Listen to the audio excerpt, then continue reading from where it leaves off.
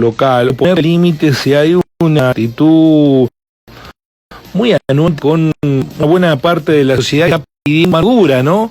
Que está a cualquier precio, siempre que no le toque a ellos. Ya cuando les toca a ellos, ya empiezan a relativizar esas cuestiones. Bueno, el Consejo Deliberante está envuelto generalmente en las crisis que atraviesan los parlamentos. La Argentina no tiene una tradición parlamentaria.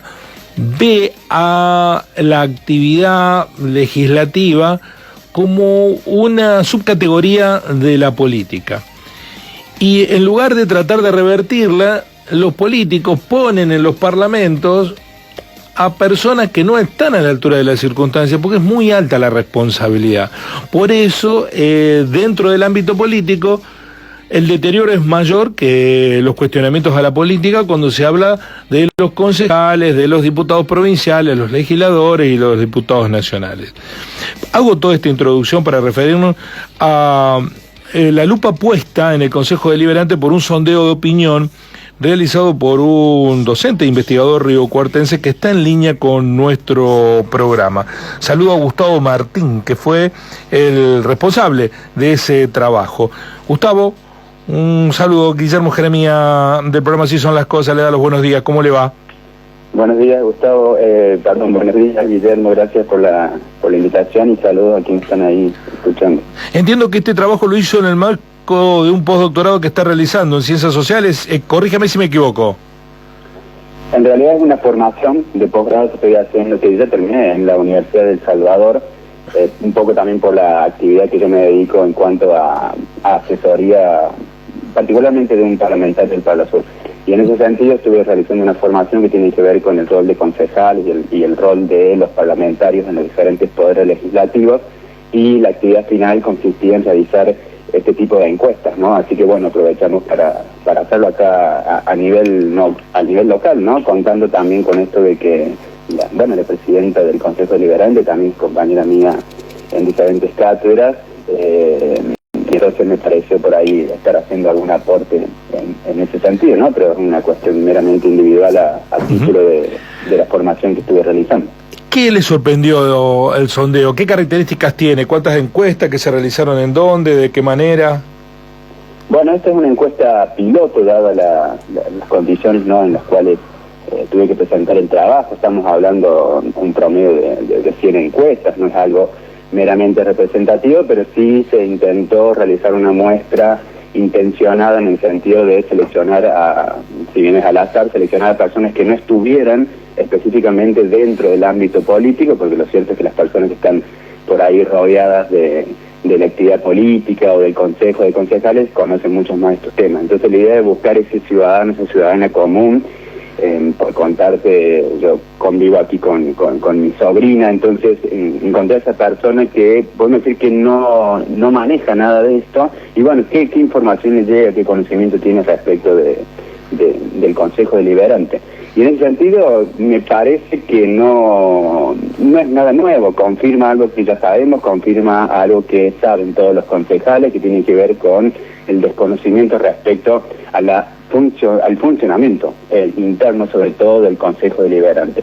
Fíjate que no hubo ningún encuestado, ninguna encuestada que no supiera, por ejemplo, dónde se ubicaba el Consejo Deliberante, cosa que en otras ciudades o en otros municipios sí puede suceder, pero de ahí en más cuántos concejales hay, cada cuándo se eligen, cómo se eligen incluso, cuánto tiempo duran en su función. Bueno, son cosas que días sesionan, por ejemplo, directamente hay un desconocimiento bastante nulo, y cuando uno no conoce a los concejales, también cómo puede pensar que pueden llegar a estar siendo representantes de algún sector de la población. De ahí se genera este crisis de representación que vemos en la encuesta, que es una encuesta piloto. La idea es poder después escalarla y proyectarla un poco más, incluso ya me lo estuvieron pidiendo para otros municipios, ¿no? Entonces vemos ahí esa cuestión de la apatía política, que en realidad hay que tomarlo también con pinza y vincularlo con otros factores que han sucedido. Por ejemplo, hace poquito fueron las legislativas en los autónomos de Buenos Aires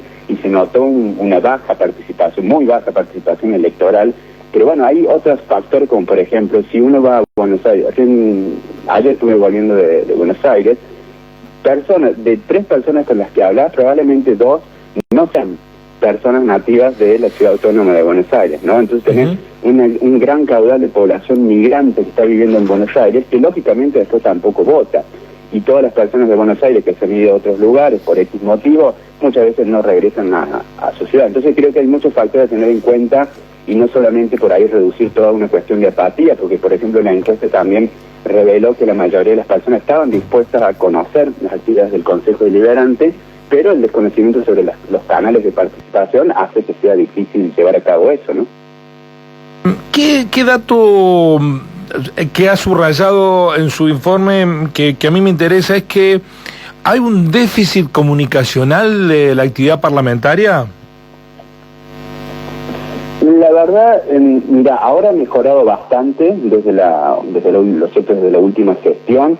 Es algo que atraviesa todos los poderes legislativos de la mayoría a nivel local, provincial e incluso nacional. Hay personas que, por ejemplo, hasta el día de hoy no saben que que el Congreso de la Nación se compone de 2 cámaras, y creo que ahí hay una falla muy importante a nivel de educación y sobre todo de comunicación. Estamos hablando, por ejemplo, de que cuestiones básicas como saber cuántos concejales hay, qué días sesionan o qué actividades específicas realizan, se puede solucionar a lo mejor hoy en día con el tema de las redes sociales con un reel de 1 minuto contando el municipio de Río Cuarto cuenta con un consejo deliberante que tiene 19 concejales, 10 son del oficialismo, y me parece que ahí ejercer algún tipo de comunicación clara en ese sentido, porque no significa que el consejo no tenga hoy en día estos espacios. De hecho, ha quedado un canal de YouTube, las sesiones se transmiten en vivo, muy pocos usuarios, pero las condiciones están dadas para generar esa comunicación estratégica, clara, directa. Me parece que la encuesta por ahí puede llegar a ayudar a enfocar, a hacer un enfoque más específico en determinado público, ¿no? Para también tener claro cuáles son las funciones y no pedirle al municipio cosas que debieran estar en el marco del Consejo Deliberante ni viceversa, ¿no? Entonces, me parece que estamos en un tiempo de crisis de institucionalidad en muchos diferentes niveles, y un poco como dice la serie del Eternauta, de lo viejo funciona. Me parece que en política al revés, en política lo viejo ya no funciona, y en ese sentido hay que poder volver a rescatar la participación ciudadana a través de diferentes canales, como por ejemplo el Parlamento Estudiantil, que sí tuvo dentro de la encuesta un marco bastante interesante de conocimiento, pero hay que seguir reforzando otras cuestiones para que la gente pueda sentir que el Consejo es un espacio en el cual se puede ir a consultar, un espacio en el cual se puede ir a estar haciendo algún reclamo, y uno de los puntos centrales tiene que ver con esto, con volver a recorrer los barrios, no solamente en épocas de campaña, sino porque una persona no conoce los nombres de los concejales y porque no los veo más probablemente, o a lo mejor no los vio nunca, ¿no? Entonces, esto que vos contabas bien de un legislativo que está pegado, incluso en términos de elecciones, al ser las elecciones al mismo tiempo, las ejecutivas y las legislativas, eso hace también de que, a menos que haya elecciones intermedias, como vamos a tener ahora en octubre, hay un total desconocimiento de esta actividad legislativa. Obviamente la gente sabe que se producen ordenanzas, muy pocas personas han leído también alguna vez una ordenanza, lo cual, bueno, habla de toda una cultura legislativa que, como bien dijiste, no tenemos en esa tradición parlamentaria que es más propia de Europa, ¿no? Sí, yo tengo un matiz respecto a lo que nos dijo Gustavo, que lo viejo no funciona, porque nos está referenciando de la necesidad de volver a caminar los barrios, a que los políticos tomen contacto con sus representados. Me parece que hay algunas cosas de la vieja política que hay que volverla a hacer, que no alcanza con estar en las redes sociales posteando permanentemente para hacer política. Sí, obviamente, en ese caso comparto. Justamente uno de los puntos centrales que mencionaba tiene que ver con reuniones barriales, y no solamente que el Consejo vaya a sesionar, por ejemplo, el barrio, que obviamente es muy interesante y positivo, pero sí recuperar en ese sentido. Sí, me refiero por ahí a esto de decir, bueno, la política tiene que estar menos imbuida de discursos y más de diagnósticos, ¿no? Ese tipo de encuestas o la lógica de hoy en día son gobiernos que van por el lado de generar políticas basadas en evidencias, políticas basadas en datos. Hoy en día tenemos una inmensa cantidad de datos disponibles que el municipio también los utiliza, incluso, por ejemplo, a través de su portal web, hay toda una serie de datos de comportamiento de usuario, cuándo ingresa un usuario, qué tiempo está, qué pestañas va. Creo que hay un montón de información que podría estar siendo utilizada, pero bueno, para eso también hace falta infraestructura digital y obviamente mantener esto, ¿no? Que tiene que ver con el territorio y no solo los medios y las redes, o estar peleando por ahí, bueno, en quién pronuncia tal discurso, en la sesión del consejo, o cuestiones de ese tipo, quién va en la foto, quién va a la derecha, quién va a la izquierda, si va en la foto o no va en la foto, ¿no? Entonces, en ese sentido, hay que pensar ahí la cuestión de la representación. Si uno, por ejemplo, le pregunta, yo le suelo preguntar a mis estudiantes, bueno, el intendente o el intendente, en nuestro caso, el intendente y los concejales, ¿los dos son representantes? Y lo cierto es que sí, pero es diferente el tipo de representación. El intendente representa la unidad del pueblo, la unidad ante el sujeto externo, ¿no? Entonces, si viene otro intendente, ahí el intendente tiene que darle la mano y decir soy representante de Río Cuarto, ¿no? Pero en el caso de los concejales, fíjate que la palabra concejal mismo su etimología viene de conciliar. Y conciliar significa que hay diferentes puntos de vista. Entonces los concejales representan parte de la ciudadanía. Y en ese sentido, bueno, pueden estar representando a los barrios a los cuales consiguieron mayor participación electoral, pero tienen que estar representando la diversidad de opinión. Y en ese sentido, bueno, Río Cuarto tiene una particularidad porque tiene mayoría automática y cualquier proyecto que se presente desde el Ejecutivo podría estar siendo aprobado automáticamente, al menos se requiera algún tipo de legislación de, bueno, votaciones de 2/3, etcétera. Pero lo cierto es que el Consejo debiera ser y que de hecho es el principal órgano de la democracia. Vos fíjate que cuando el intendente envía un proyecto para ser tratado al Consejo, dice elévese al Consejo Deliberante. O sea que la cabeza de Estado en realidad de las democracias son los órganos legislativos.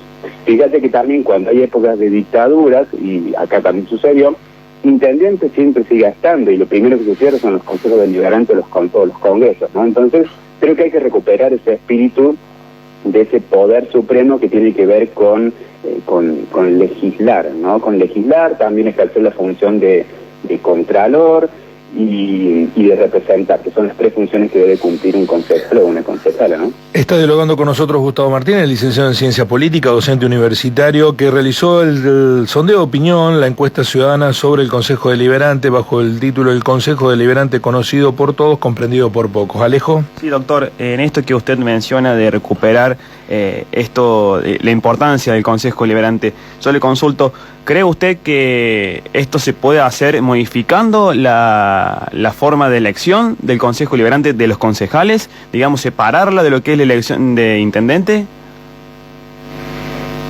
Sí, mira, yo creo que estamos en tiempos donde todo se está cuestionando de alguna manera y me parece que viendo las tendencias en perspectiva, o sea, pensando en futuro, va a haber grandes cambios en torno a los poderes legislativos y los poderes ejecutivos en general, ¿no?